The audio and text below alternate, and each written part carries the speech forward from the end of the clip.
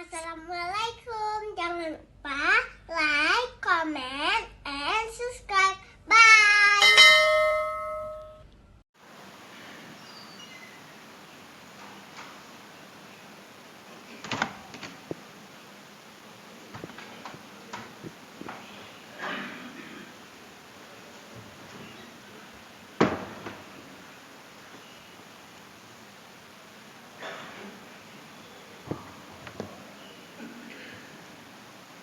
Bismillahirrahmanirrahim. Assalamualaikum warahmatullahi wabarakatuh. Nahmaduhu subhanahu wa ta'ala wa nusallimu ala rasulil karim wa ala alihi wa sahbihi ajma'in, amma ba'd. Salam jamaah salat subuh yang dirahmati Allah subhanahu wa ta'ala, atas segala limpahan dan karunia Allah yang tak pernah sanggup kita tebus dengan nilai-nilai pengabdian kita, marilah kita menyampaikan puji dan syukur kepada-Nya. Salawat dan salam semoga selalu tercurah kepada junjungan kita Rasulullah sallallahu alaihi wasallam. Jamaah yang berbahagia, bagi kita yang bangun sebelum subuh, kita biasakan terlebih dahulu dengan satu amalan khusus yang dilakukan oleh orang-orang saleh yang diabadikan dalam Al-Quran, surah Ali Imran ayat 17 dan surah Al-Ma'arij ayat 18, beristighfar dulu. Wa fil ashari hum yastaghfirun, atau wal mustaghfirina fil ashar. Beristighfar pada waktu sahur adalah kebiasaan orang-orang saleh. Jadi setelah salat tahajud, bagi yang ada salat tahajud, istighfar dulu sebelum azan subuh berkumandang. Itu amalan yang sangat khusus dilakukan oleh orang saleh. Karena itu kita biasakan itu. Jadi jamaah bahagia, pada waktu sahur bukan lagi membaca Quran. Pada waktu sahur bukan lagi salat witir. Pada waktu sahur katakan 10 menit, katakan 15 menit, karena sahur itu sepanjang zaman ada, diisi dengan istighfar. Wabil ashari hum yastaghfirun. Jamaah yang berbahagia, marilah kita berkomitmen istiqamah, kita dapat menunaikan salat secara berjamaah terus menerus tanpa ada batas waktu, unlimited, sampai kita meninggal dunia. Kita tunaikan salat secara berjamaah. 3 tahun lalu itu salah seorang jamaah meninggal sambil sujud di Masjid Kampung Mulia. Orang anak Galung Baru, orang kampung dong Pak Irwandi. Kampung istri saya anak Galung Baru. Nama beliau adalah Zakaria bin Musa. Beliau lagi menunggu mobil di Dosmir, Kampung Mulia. Karena yang tahu dengan Dosmir masjid, sambil menunggu mobil selesai dicuci, azan berkumandang, beliau salat asar di situ dan meninggal dalam salat. Anak itu tahu oleh orang Kampung Mulia karena memang anak itu riur. Dibukalah dompetnya, ditemukan KTP-nya tertulis Zakaria bin Musa, Desa Negalong. Gak apa-apa kita kasih tahu karena ini adalah sesuatu yang baik. Jadi setelah ditelusuri apa kebiasaan beliau, memang salat berjamaah. Sepanjang hidup beliau salat berjamaah. Jadi menyumbang Pak Kauri kan ada uro Sabtu, uro Minggu ja, apa undangan-undangan. Beliau sering membawa istri dan tetangga. Kalau sudah 5 menit mau masuk waktu salat, beliau ke masjid dulu. Belum azan beliau sudah ke masjid. Itu kebiasaan beliau. Maka beliau mengakhiri hidupnya dengan kebiasaan beliau. Sebagaimana satu orang lagi di Lamreng, mungkin bapak-bapak ibu masih ingat, itu lebih awal lagi. Seorang tukang beca meninggal dunia dalam salat. Jamaah berbahagia, inilah yang kita harapkan. Dan kita pun belum tentu mendapatkan itu. Tapi kita berusaha. Kita sesungguhnya sedang menghitung hari. Saya sering meminjam istilah Krisdayanti dalam lagunya, menghitung hari. Tapi bukan dalam perspektif Krisdayanti. Hanya meminjam istilah bahwa kita sedang menghitung hari. Bukankah setiap hari kita menerima berita Inna Lillah, kemarin Abu Tumin, sebelumnya Syekh Yusuf Al-Qaradawi, yang kami di Masjid Pak Adenan di Brawe itu kita kaji kitab beliau sampai 2 tahun, fikih wakaf setiap Rabu. Sudah alhamdulillah sebahagian besar selesai.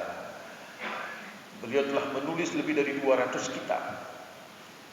Dan beliau meninggal di Qatar, melarikan diri karena dikejar oleh pemerintah Mesir atas perintah Yahudi karena mengeluarkan sebuah fatwa tentang masalah jihad di Palestina. Seorang ulama besar. Bukan itu yang ingin kita sampaikan. Berita orang meninggal setiap hari masuk. Dan suatu saat orang akan membaca berita kita. Berita kita akan dibaca oleh orang lain. Inna lillahi wa raji'un, telah berpulang ke rahmatullah. Kita orangnya. Saya jemaah yang dirahmati Allah Subhanahu wa taala. Pada kesempatan ini saya ingin menyampaikan sedikit, karena ini secara secara acak saja. Tidak tidak berepisode secara acak. Ada beberapa tipikal orang yang diceritakan Allah di dalam Al-Qur'an ketika diajak berbuat baik. Ketika diseru berbuat kebaikan. Jadi dia meresponnya dengan cara mereka sendiri. Yang pertama adalah yang disampaikan Allah dalam Al-Quran, dalam surat Al-Fat ayat 11. Sayaqulu lakal mukhallafuna minal a'rab syaghalatna amwaluna wa ahluna fastaghfir lana.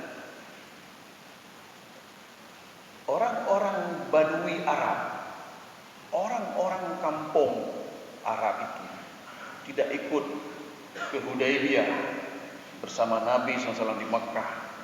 Ketika diajak kepada mereka, mereka mengatakan, syaghalatna amwaluna wa ahluna. Ketika diajak oleh Nabi ke Hudaybiyah, mereka jawab, kami sibuk. Wahai Rasulullah, kami sibuk. Sibuk dengan apa? Amwaluna wa ahluna. Harta kami telah menghalangi kami. Kami enggak sempat ikut. Sorry. Keluarga kami menghalangi, kami enggak sempat ikut. Istri dan anak-anak kami menghalang-halangi kami. Enggak ada yang urus bisnis kami. Mohon maaf wahai Rasulullah. Fastaghfir lana. Tolong minta ampun kepada kami. Ini tipikal orang pertama. Dari dulu kesibukan menjadi alasan, ya kan? Sampai sekarang sibuk menjadi alasan. Kita terpekat jauh masjid, laki maaf, sibuk.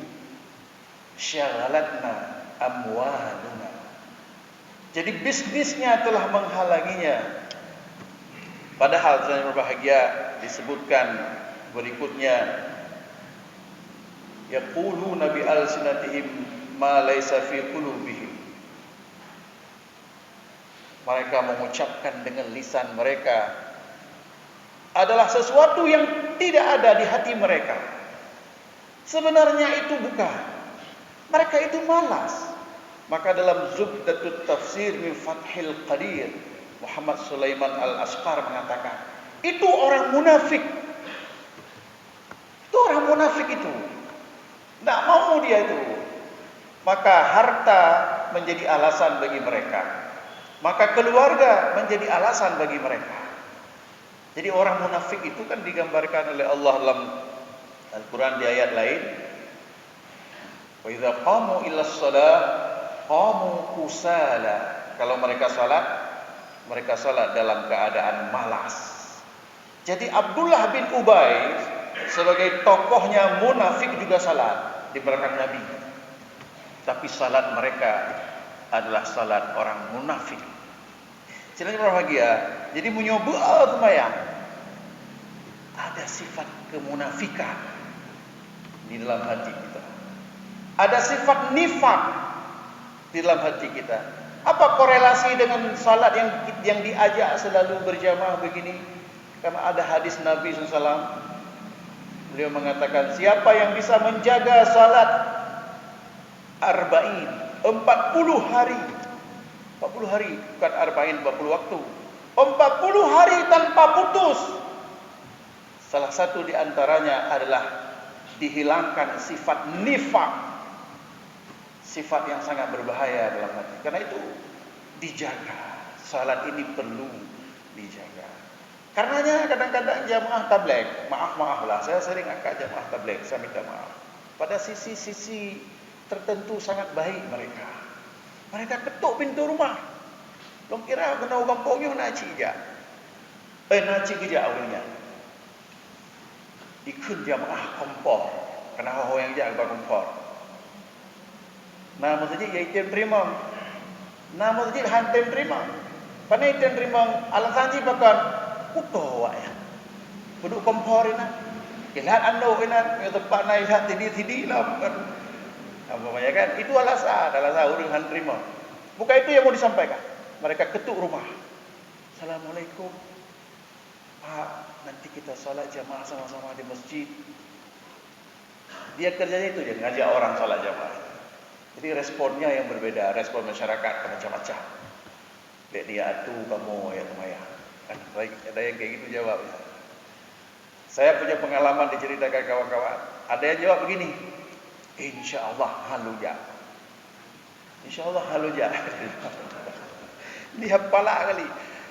Kenapa dia palak kali? Anak-anak muda yang ketok-ketok pintu rumah ya pakat semayang. Bono kok banget dengar.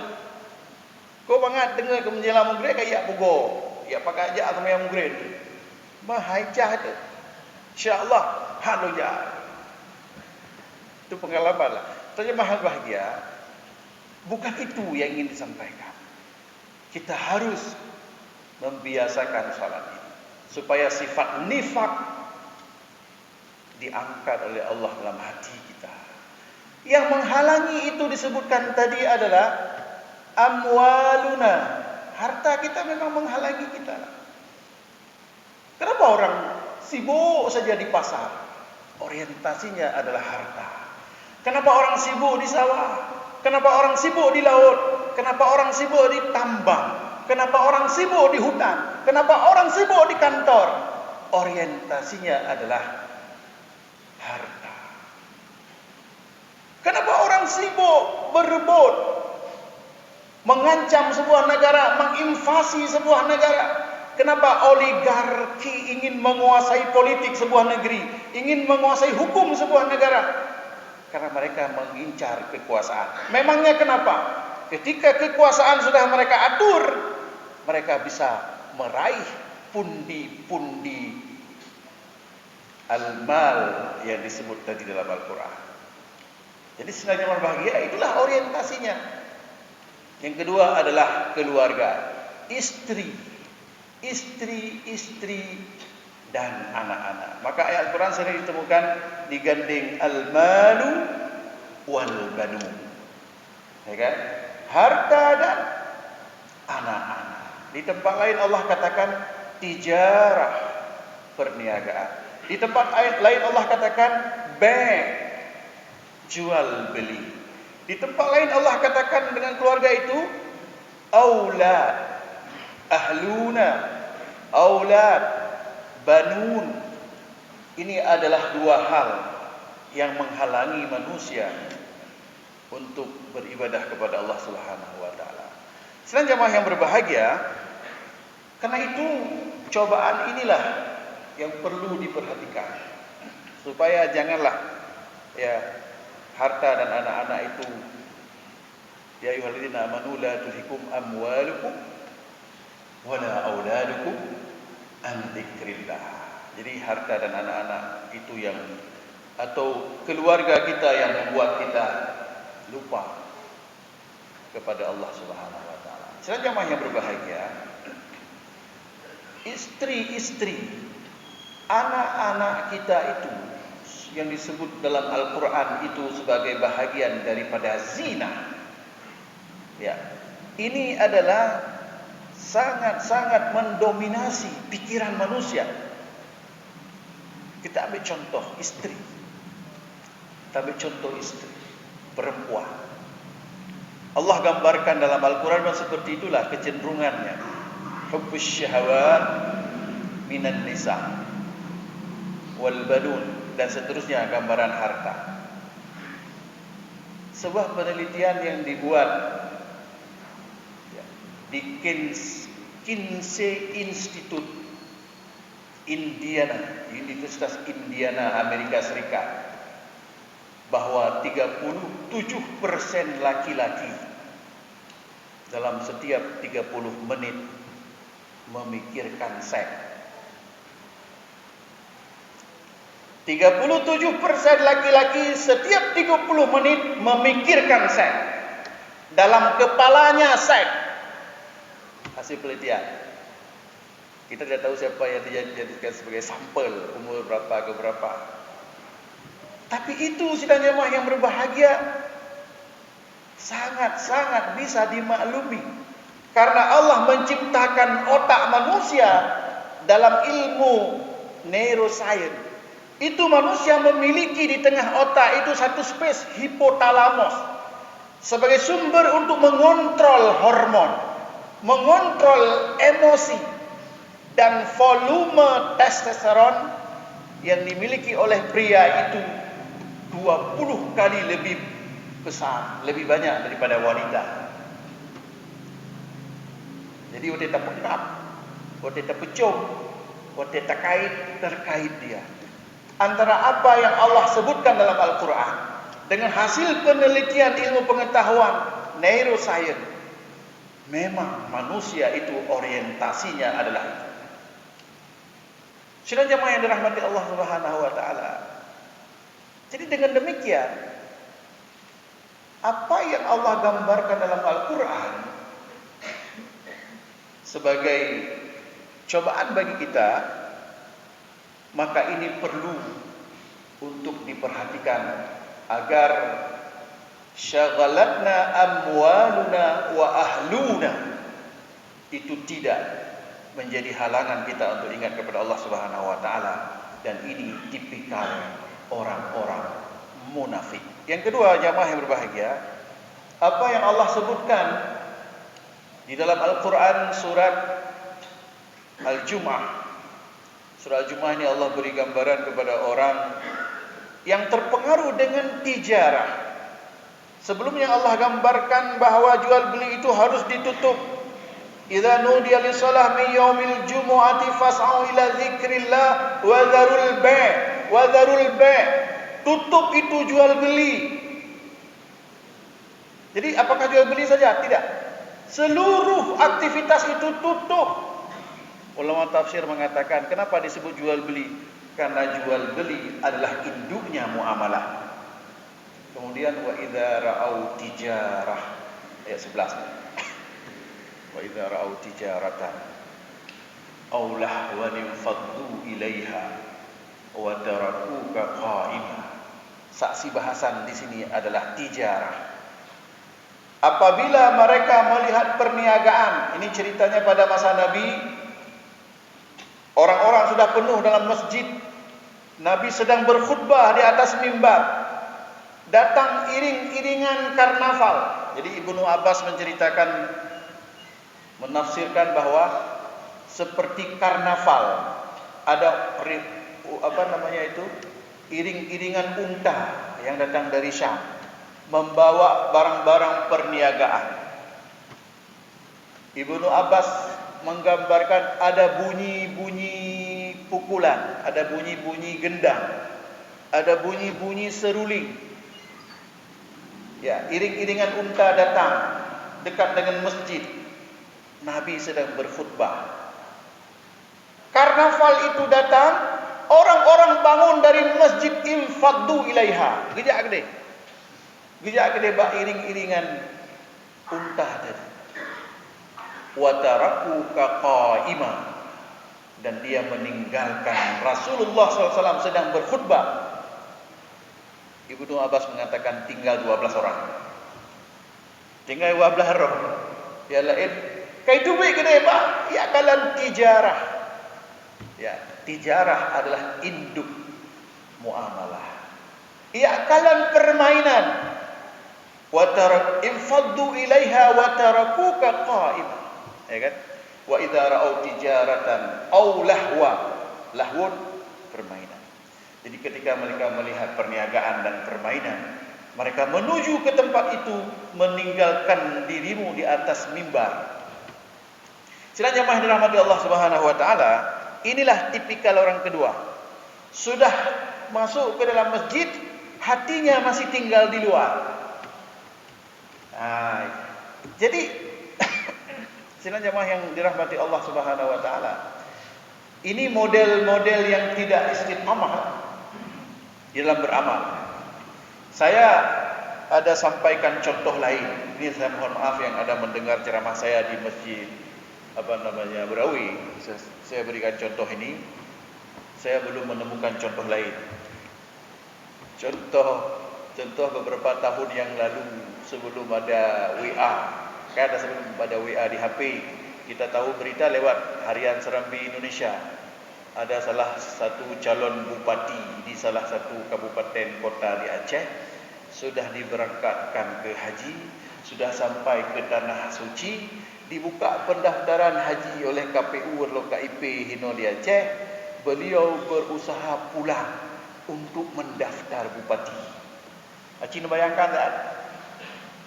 Katrok haji, kan? Katrok haji. Kalau kita fikir gaya mengajak haji, usaha ilah daya budget Aceh untuk ya daftar bupati. Ya daftar bupati. Nah berhasil gua? Berhasil. Saya tidak tahu cara mengurusnya. Nanti tanya Bapak Ibnu Sa'dan gimana cara urus. Gimana cara urus wajib mungkin nak ilmu baik Pak, nak informasi. Mungkin mencari pesawat komersial. Mungkin berangkat ke Riyadh dululah. Maka mencari jalan bupati kita. Berhasil dia pulang. Dan berhasil dia mendaftar sebagai calon bupati. Tapi tidak terpilih sebagai bupati. Kecoh je. Katro haji. Wala ya daftar bupati. Coh. Itu sama dengan orang yang udah masuk ke masjid, datang iring-iringan tadi, keluar dari dalam masjid. Luar biasa. Apa yang ingin digambarkan? Pengaruhnya luar biasa. Kenapa orang ingin menguasai ini? Kenapa orang mau merebut kekuasaan itu? Karena nanti akan berujung pada pundi-pundi yang akan Anda kuasai. Maka jino kan musim PLT dah dengar cerita orang kopi kena yang betul. Nah bungkuh, katanya lah saya tidak tahu. Nah bungkuh yang perlu tajuk. Sebahagian karuh maju bahagian. Kan? You nak cerita salah tabuh kabupaten.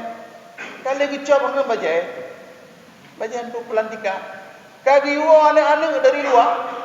Anak kuliah dulu anak nyoba ni debat-debat orang kabupaten dah orang. Harus orang debat karena nampak dumbo. Makanya lu pegah debat-debat aku orang mungkin kurang. Kai wana dari luar negara kuliah. Ayah kamu lantik. Kalau mencap banyak-banyak. Ternyata yang dilantik orang lain. Dah kabeh-kabeh. Yang mempegah kabeh-kabeh. Peng kai cok liagen. Saja menghormati Allah Subhanahu wa taala. Apa maksudnya? Godaan luar biasa. Itulah yang mempengaruhi manusia tadi. Itulah yang mempengaruhi manusia. Jadi Allah menggambarkan dengan al-mal. Allah menggambarkan dengan tijarah, Allah menggambarkan dengan bai', Allah menggambarkan dengan banun, Allah menggambarkan dengan aulad dan ahluna. Sedang jemaah yang dirahmati Allah Subhanahu wa taala. Jadi ini sesuatu yang terjadi di tengah-tengah kehidupan manusia. Apabila kita tidak bijak di dalam menyikapinya, maka kita akan celaka. Yang ketiga, selain jemaah bahagia, untuk menghemat waktu yang terakhir, ada kelompok yang disebutkan dalam Al-Quran. Adalah kelompok yang justru bukan keluar dari masjid, tapi kelompok yang mengintip-ngintip, menunggu-nunggu untuk segera ke masjid. Rijalul la tulhihim tijaratun wala bay'un an dzikrillah wa iqamis salah wa ita'iz zakah yakhafuna yawman tataqallabu fihi alqulub wal absar liyajziyahumullahu ahsana ma 'amilu wa yazidahum min fadlihi wallahu yarzuqu man yasha bighairi hisab. Dalam surah An-Nur ya, di hujung surah An-Nur, Allah gambarkan ada orang, ada laki-laki yang tidak terpengaruh dengan tijarah. Ya, tijarah. La tulhihim tijaratun wala bai'un. Dengan bisnis tidak terpengaruh. Dengan jual beli tidak terpengaruh. Jadi apa kata Ibnu Abbas? Ibnu Abbas mengatakan, Ibnu Abbas ini kan sepupu Nabi yang banyak sekali menafsirkan ayat Al-Quran. Kata Ibnu Abbas bahwa orang-orang ini adalah ketika mendengar azan, dia langsung meninggalkan bisnisnya. Itulah yang pegawai bagi masyarakatnya, begitu azan grung tok kedai. Ya jetok kedai, ya jetok kedai umpamaji boh pernah kebuh palang ke kedai atau tok dengan terpal. Intinya yang mau disampaikan, begitu dia mendengar suara azan, dia langsung menuju masjid. Inilah yang ideal. Senang jemaah berbahagia, pulau na azan awal. Karena masjid-masjid yang azan awal yang lebih pahala persiapan. Sebelum itu sudah siap-siap. Senang jemaah yang dirahmati Allah Subhanahu wa taala, inilah kelompok yang ideal yang sangat diharapkan kepada kita. Bahwa kita bisa mengatur sendiri ya jadwal salatnya, bukan orang lain. Kitalah yang memastikan bahwa salat zuhur nanti saya di mana. Kita pula yang memastikan nanti salat asar saya di mana. Senang jemaah rahmati Allah Subhanahu wa taala, karena itu sangat tidak bisa ditoleransi. Apalagi terjadi di Aceh. Wate-wate semayang, waktu azan berkumandang, ada kantor-kantor yang masih melangsungkan rapat. Ada perniagaan-perniagaan yang tidak ditutup. Bisnis-bisnis yang masih berlangsung. Ada kafe-kafe yang masih dipenuhi oleh pelanggannya. Sangat tidak baik. Jadi pemerintah kita harap kalau belum sampai kepada tingkat melarang, ya paling tidak menghimbau supaya ketika azan berkumandang janganlah. Yang gura kadang-kadang kantor pemerintah. Saya pernah mendapatkan kantor yang ada hubungan dengan Islam. Lagi-lagi saya tidak mau kasih tahu kantor mana. Nanti bapak akan memikirkan kepalanya siapa. Ya kan? Nyopak pula. Itu berhubungan dengan Islam. Saya ada di situ.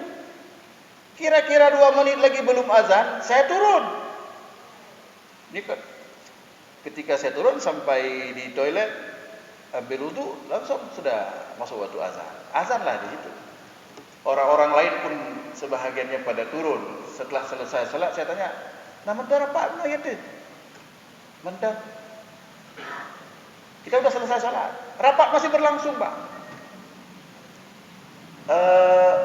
Ustaz, kenapa turun? Ya, saya salat. Masih ada yang belum turun, masih ramai. Karena rapat masih berlangsung. Kemudian saya naik lagi ikut rapat lanjutan. Rapat masih berlanjut sampai jam 5. Jam 5 sore. Ya. Jadi biasa saja. Ada seorang pimpinan bank. Ini cerita lain lagi.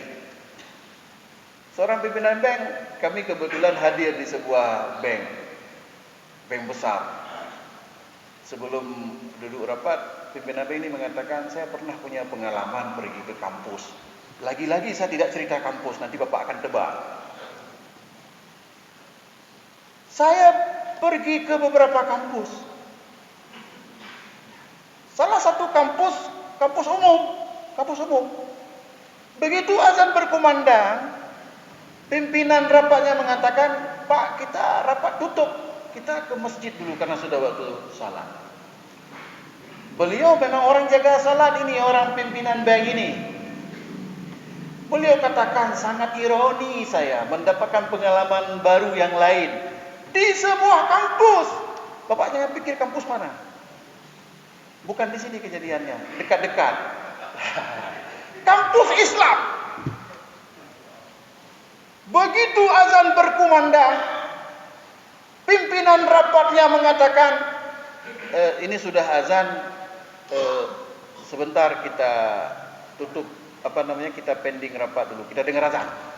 Asyhadu la ilaha illallah, kita dengar azan. Hayya 'alas shalah. Kan kita dengar azan.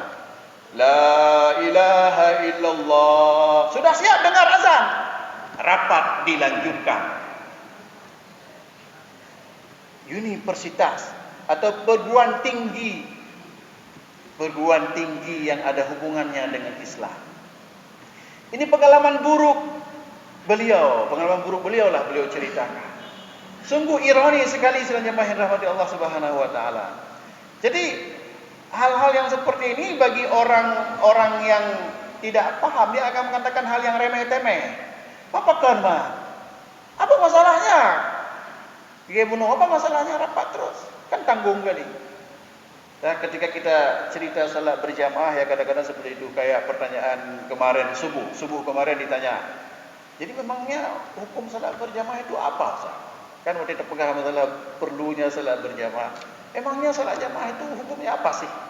Ya, kita sudah harus jawablah bahwa hukumnya sudah selesai.